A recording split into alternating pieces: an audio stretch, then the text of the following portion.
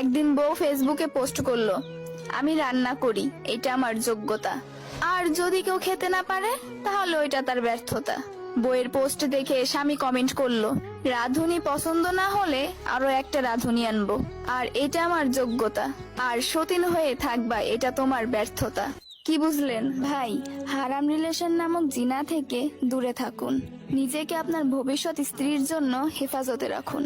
বোন আমার, সঠিক জীবন সঙ্গীর জন্য অপেক্ষা করুন এবং নিজেকে পবিত্র রাখো। ছোট ছোট ভুল থেকে শিক্ষা নিতে শেখো। মনে রেখো, হোঁচট সব সময় ছোট পাথরের সাথেই লাগে, পাহাড়ের সাথে নয়। কবিরা গুনাহগুলোর মধ্যে একটি হলো নিজের বাবা মাকে অভিশাপ করা।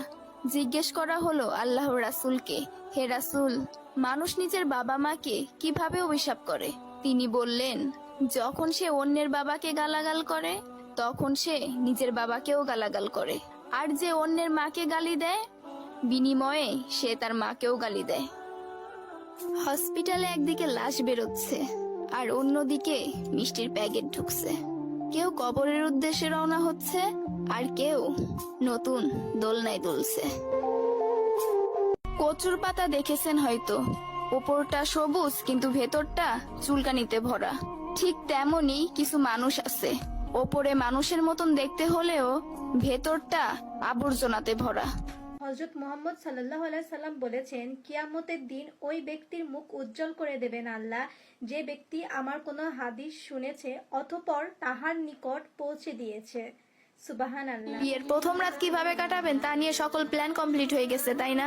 কিন্তু কখনো কি ভেবে দেখেছেন কবরের প্রথম রাত কিভাবে কাটাবেন? সেইখানে থাকবে না কোনো বন্ধু, থাকবে না কোনো আত্মীয় স্বজন। আপন মানুষেরাই আপনাকে একলা অন্ধকার ঘরে রেখে চলে আসবে। সেই দিনের জন্য ভেবেছেন কখনো? শীতের সময় যে রোদকে মানুষ ভালোবাসে, গরমের সময় সেই রোদকে মানুষ তিরস্কার করে। সুতরাং মানুষের কাছে তোমার মূল্য ততদিন, তোমাকে তার প্রয়োজন যতদিন।